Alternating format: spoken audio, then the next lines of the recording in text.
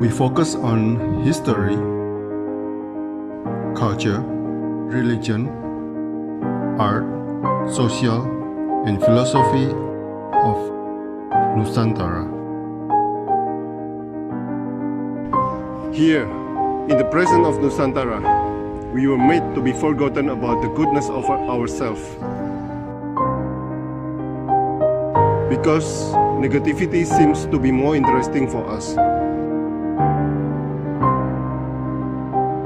Now, I'm Sutoyo Raharto and friends, assist you, to remind you, to awaken you that we still can find the gems of Nusantara. They are the great sights of Nusantara.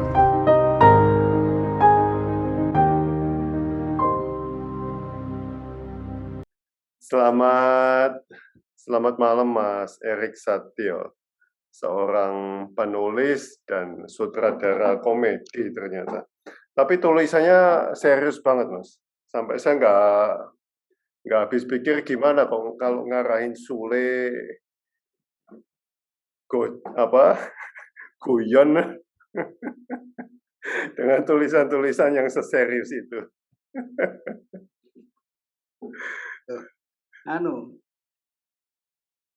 Ya itu ada perspektif yang mungkin berbeda ya. Oke. Bahwa komedi itu nggak sepenuhnya nggak serius. Komedi juga serius. Lah itu pertanyaan saya selanjutnya. Apa yang terakhir? Oke, saya mulai pertanyaan saya, Mas. Siap. #AkuSinau selalu ada di dalam post Anda, Mas. Sebenarnya apa yang Anda pelajari, Mas? Silakan. Ya, sebenarnya ada 3 hashtag ya setiap kali saya menuliskan quote gitu ya. Iya, betul. Aku sinau, sepurane, aku sinau sama melakung rumah gitu ya. Saya awali selalu dengan sepurane, dengan minta maaf dulu karena apa yang saya tuangkan di dalam saya melalui quote di sosmed itu mungkin ada yang setuju, mungkin ada yang nggak setuju karena itu hasil elaborasi dari pikiran saya, dari apa yang sudah saya pelajari gitu kan. Dari apa yang bisa saya petik dari perjalanan kehidupan saya. Karena memang pernah beberapa juga ketika saya menuliskan quote ada yang merasa tersinggung bagaimana gitu. Jadi saya selalu awali dengan sepurane gitu. Bahwa saya memang belajar, aku sinau gitu. Saya sedang dalam perjalanan menempuh perjalanan pelajaran saya. Saya sampai di titik ini, makanya saya minta maaf kalau ada kata-kata atau mungkin pemikiran saya tidak sejalan dengan apa yang dipahami sama orang lain. Gitu.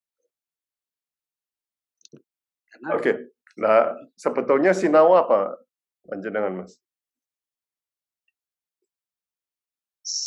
Belajar hidup. Belajar hidup. Oke. Belajar mencari aku. Mencari aku.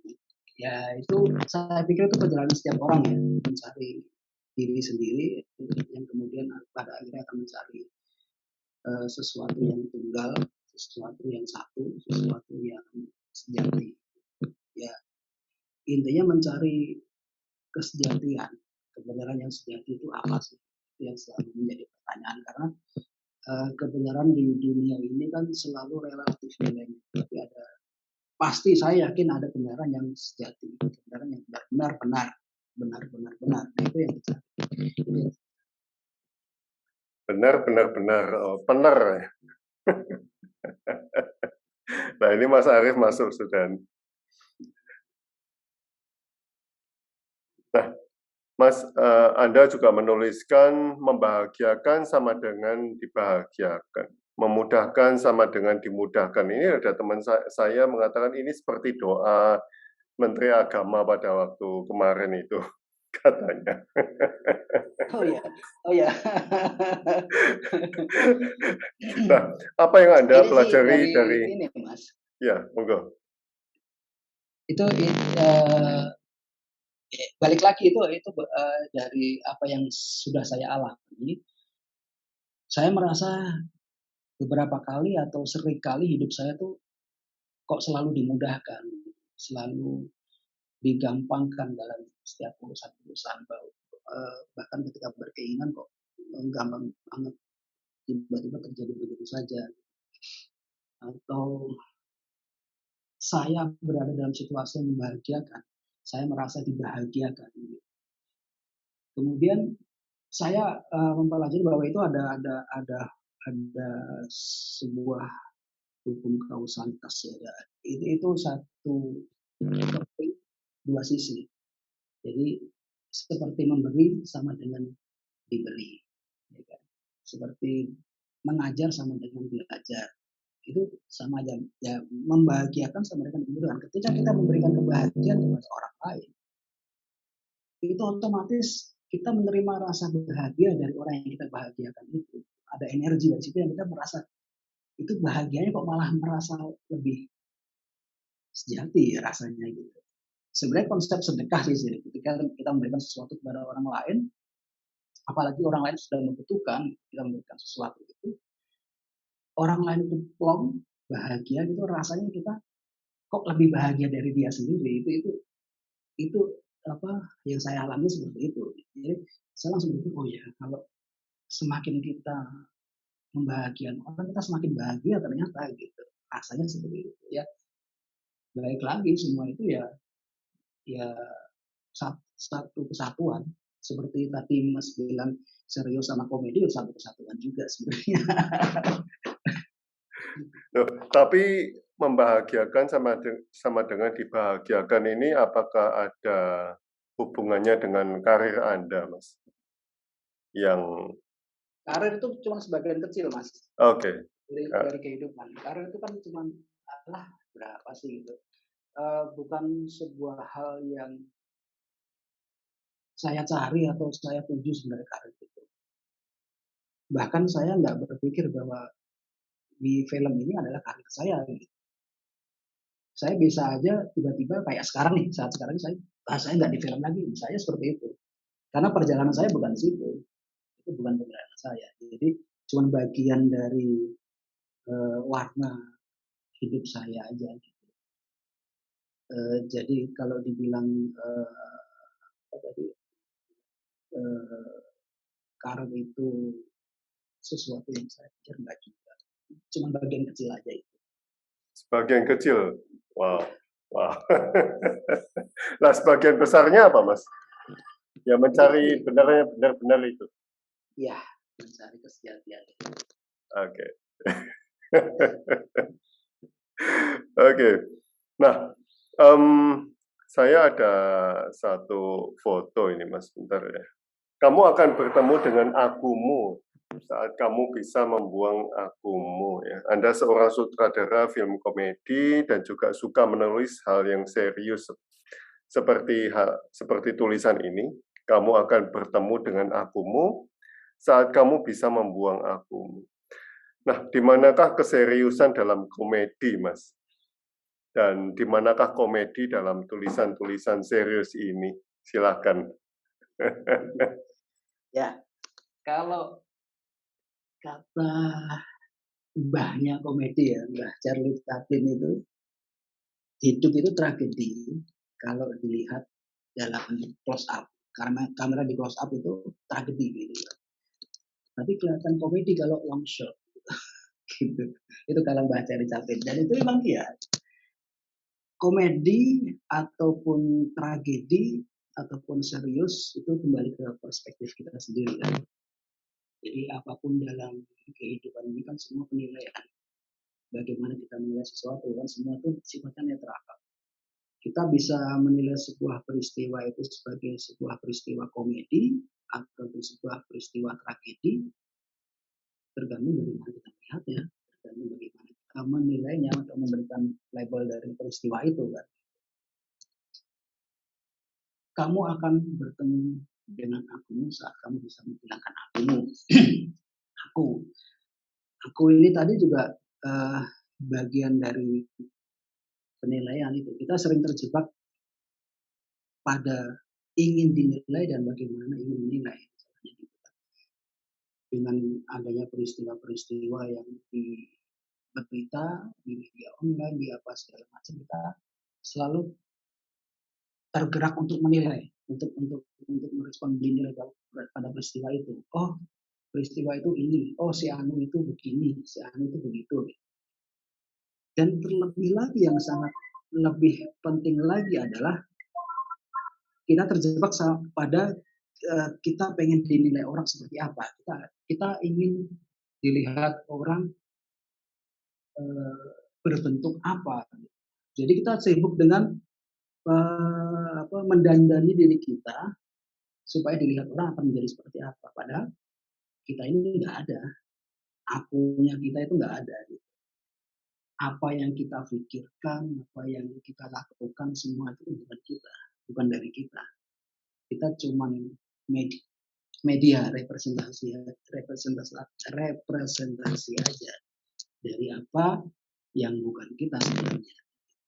Nah, kebanyakan ketika orang sudah merasa aku yang melakukan sesuatu, pekerjaanku, penilaianku, dia sudah menghilangkan aku yang sebenarnya.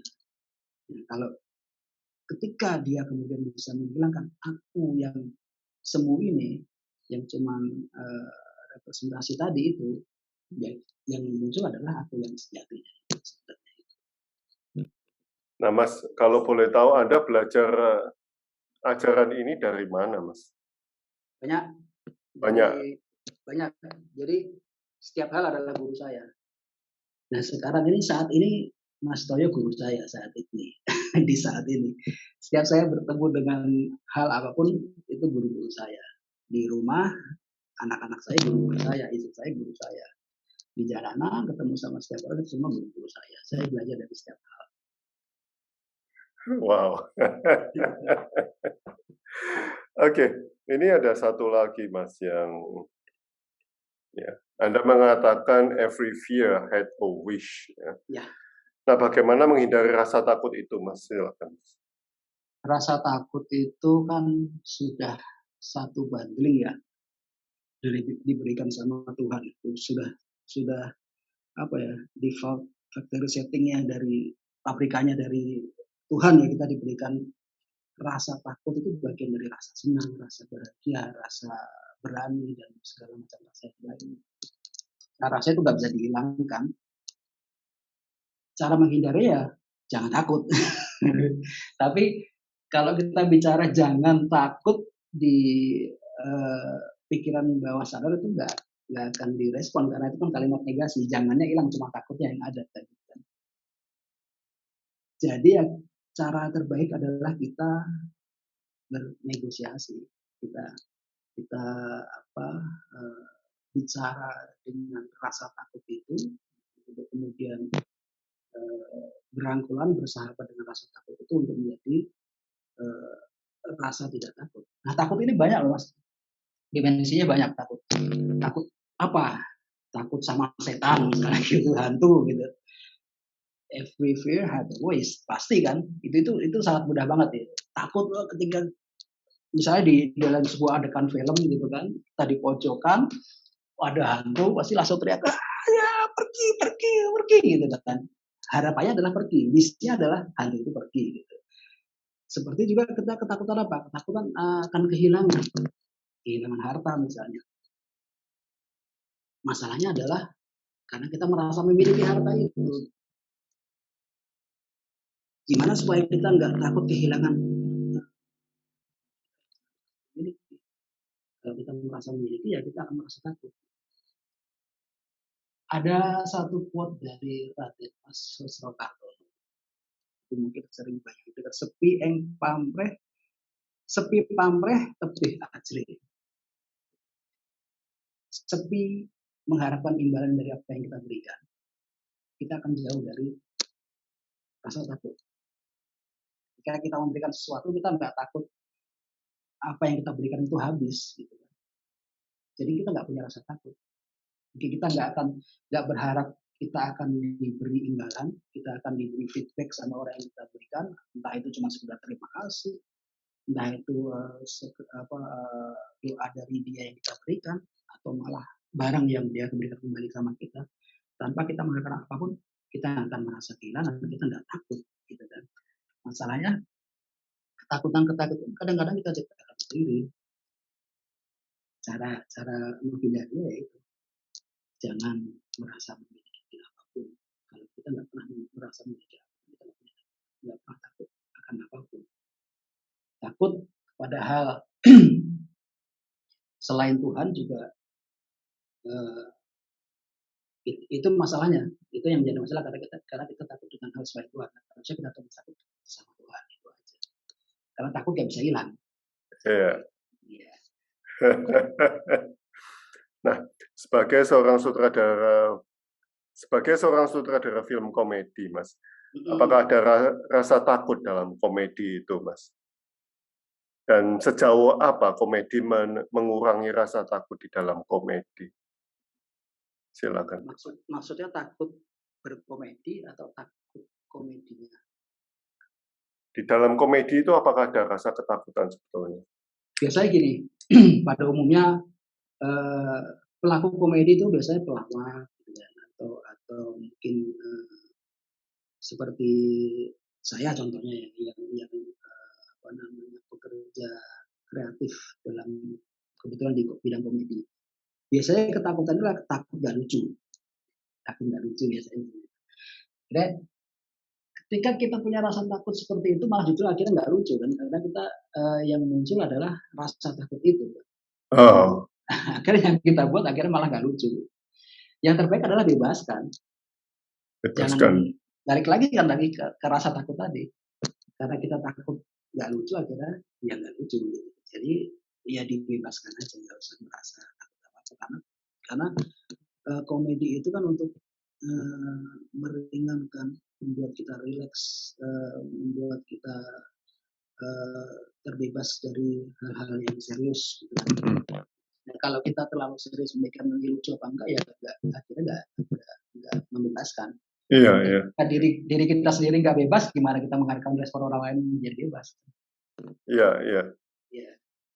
Nah, kalau dalam seni lukis saya tahu itu abstrak misalnya, itu kan bebas ya. Nah, kalau komedi bagaimana membebaskan di dalam teks-teks atau tulisan-tulisan Anda itu, Mas? Ini yang saya kadang kalau chat itu kan dikuaskan gitu kan, nggak mau turunan, mau tiduran di kanvas itu terserah, itu suatu kertas. Nah, kalau dalam sebuah teks komedi itu bagaimana, Mas? Dalam tulisan dan ya, komedi itu sebuah karya yang perlu timbal balik. Ya. Ada aksi, ada reaksi. Kita memberikan sebuah joke, anggaplah jokes gitu ya. Kita memberikan reaksi orang lain yang membaca, yang melihat, yang mendengar jokes itu tertawa. Tertawa itu adalah feedback yang kita harapkan. Nah, berkomedi itu seperti yang dibilang sama Mas tadi, kita menghamburkan segala hal secara abstrak ya, tulisan abstrak. Nah, komedi itu juga abstraksi dari hal-hal yang serius. Hal yang serius harus kita bengkokkan supaya itu menjadi sebuah yang nggak serius. Nah, komedi kan harus bengkok, harus keluar dari jalur utama. Misalnya jalan utamanya, alur utamanya ini itu adalah sebuah hal yang kaku, kita harus bengkokkan. Komedi itu harus selalu nyeleneh, harus selalu nggak baku, harus selalu nggak umum. Ketika itu nggak umum, ketika itu jahil, kita akan merasakan sesuatu yang menggelitik. Menggelitik kalau itu disampaikan dengan tujuan untuk membuat itu lucu ya.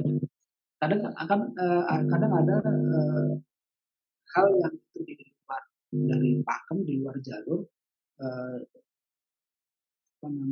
keluar dari jalan utama. Ketika itu penyampaiannya bukan penyampaian untuk membuat, tujuannya untuk membuat orang senang atau membuat orang tertawa, kan tujuannya akhirnya jadi marah. sindiran, misalnya satir gitu kan. Nah itu Nah, bagaimana menghindarinya, Mas? awal kembali lagi ke niat. Kembali lagi ke niat. Niatnya untuk apa? Untuk menghibur kan, untuk membuat orang senang. Feedbacknya adalah kesenangan. Ketika niatnya itu adalah ada niat yang tidak baik, ya menghibur tapi untuk menyentil, untuk membuat orang marah gitu kan. Feedbacknya bisa jadi orang marah. Karena energi yang dipancarkan, kembali lagi energi akan diterima. Seperti itu. Ya. Tapi pernah, Mas, Anda membuat marah orang gitu, itu apakah pernah kesalahan-kesalahan seperti begitu? Kalau kebetulan kalau dalam hal saya berkarya kan nggak langsung ya, saya bukan misalnya stand up komedian yang ketika saya melihat takjub langsung direspon langsung. Kalau saya kan karyanya melalui media. Ada editornya ya? Ya, ada media yang saya nggak langsung berhubungan dengan audiens saya kan gitu. Tapi selama ini aman-aman aja, nggak ada yang anggaplah komplain atau ini tersinggung dengan apa yang saya karyakan. Ya. Nah, masih berkecimpung dalam dunia film, Mas? Masih. Oke. Apa film yang selanjutnya ini? Saya masih proses penulisan sekarang. Kebetulan masih PKM, masih pandemi, jadi banyak hal yang dibatasi.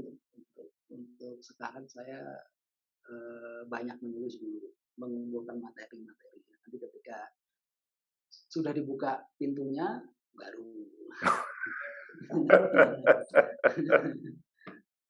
Oke, Mas Arief, silakan Mas. Ada nggak? Saya Pak Arief. Iya, ada kok tadi. Mau masuk katanya. Mana Arief? Nah, itu.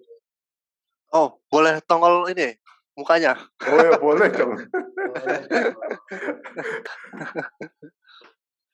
Enggak, aku ini pura-pura denger aja kok dari tadi. Saya itu waktu bikin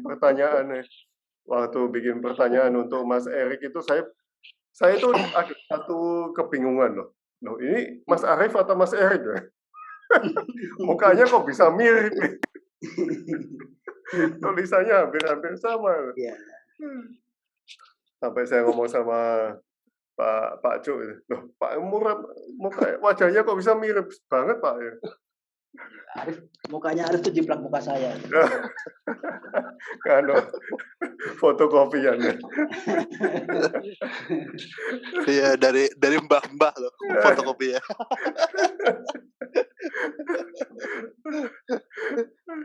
Oke. Terima kasih Mas Erik atas waktunya. Wow, ini dalam sekali. Ini nanti kalau saya kuliah saya mau bawa wawancara ini ke mahasiswa saya ini. Alah, itu baru sedikit. Kalau bisa ada waktu kita ngobrol-ngobrol lagi yang lebih luas lebih asik. Siap. Oke, terima kasih Mas Erik atas waktunya. Oke, siap. Matur nuwun sangat. Matur nuwun Mas Arief. Siap. Sampai ketemu lagi. Ya. Oke. Ya, makasih.